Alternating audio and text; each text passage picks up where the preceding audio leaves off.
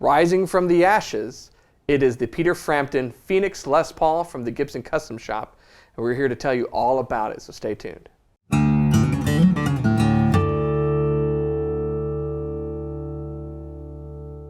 Hey, you're watching Alamo Music TV. My name is Chris McKee. And I'm Cooper Greenberg. We're here with Alamo Music Center in San Antonio, Texas. You can find us online at alamomusic.com. If you're new to the channel, make sure to subscribe, turn on notifications, like our videos. If you'd like to support the channel, visit our spring store link below for custom designed t-shirts, or you can buy this awesome guitar from us as well. This is an awesome guitar. We're always privileged to, can you believe this is like a job? It's crazy. We sit here and play like expensive custom shop Gibsons for the people on YouTube. We do a lot more than that. That's not as fun as well. Yes, this is the funner part this of the job. This is like the treat. This is what makes the rest kind of worth it. Yeah, we do this like Friday afternoon, so it's a nice like way to kind of round out all the meetings and the calls and the SEO optimization. The vendor order cancellations, all that stuff. That's a good time. So this is an awesome guitar from an awesome guitar player from Peter Frampton. This is his famous triple pickup Les Paul Custom based upon a 1954. And this is the guitar that's on the cover of the album Frampton Comes Alive. And you know, everyone has that album. As Wayne said, it came in the mail with boxes of Tide. Like, it is the album. It is like one of the probably most often seen at a record store's used section albums that I've ever seen. But I got my copy. You fold it out. I've got multiple copies. Yeah, so you can see Peter Frampton.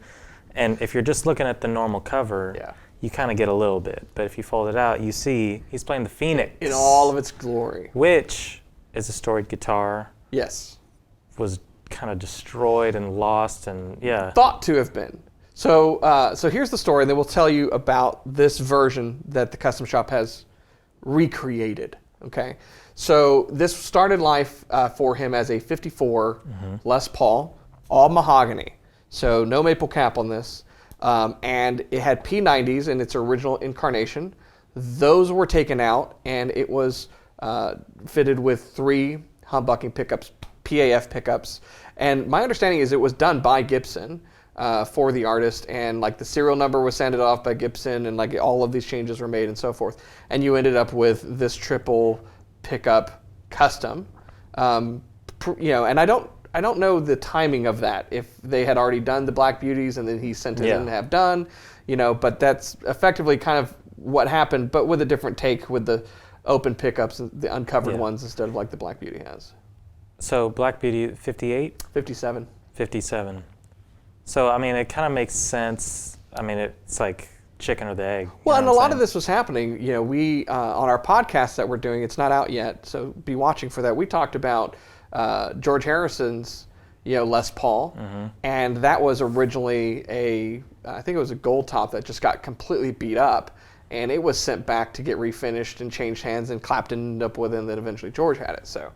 So cool. Yeah, so there's you know, history behind a lot of that stuff, but I love that this is a typical musician's style instrument because he modified it for his own uses. Like it has Grover pickup or Grover tuners, which is not what, you know, they had on there back in the day, but it improved the instrument, and that's the point when you're playing it. It's got a very interesting setup with the pickups, and we'll talk about that, but the history behind this is crazy. So it was a 54, it had all these changes done to it.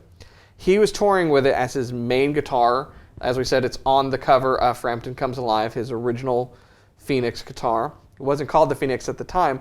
He goes down to Panama with his band, and they get run out of the country. Like they basically escape the wrath of Noriega, barely. You know, this is the story. And their gear is on a cargo plane that is not as lucky as them, and it crashes.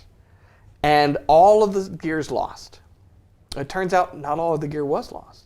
So they think it's lost. You know, like how the story goes? Yeah, I've heard it from Ted about 50 times since I got this guitar. We should just have Ted tell the story. Yeah. He was probably there. He was there. He was flying the plane. Probably Ted's so. like Kramer. So, He's everywhere. So the plane crashes. They think all the gear's lost. He thinks the guitar is lost. Turns out the guitar gets recovered, and somebody ends up with it in Venezuela. And the son of this guy who owns the guitar takes it in for service, and the guitar technician recognizes what it is and tells the kid, and the kid gets spooked and he takes off. And at this point, Peter Frampton had been notified that the guitar's still around, it still exists, someone has it, but then, oh, the kid's gone, so then he kind of writes it off, I'm never going to see this guitar. And there's a bunch of back and forth, and finally the kid comes back, he's like, well, how much will you give me for the guitar? And I love this part of the story, because if this is true, he says, I'll take $5,500 for this guitar, and that's less than this remake version of it costs. Of course, this was like back, this is a few years back, so, you know, not that far back though. Yeah. You know, so $5,500 would buy you a base custom Les Paul. Yeah. So I don't know how much he ended up eventually getting for it, and there was a lot of like, are you really going to give us the guitar? We're not trying to get you, we're not trying to arrest you or anything, we really just want the guitar back. And eventually, it ends up back with Frampton. Now, did Ted tell you the part about the case that it was being kept in? No. It wasn't. Like, when it showed back up, it was literally in like a plastic bag with a zip tie. Oh my gosh.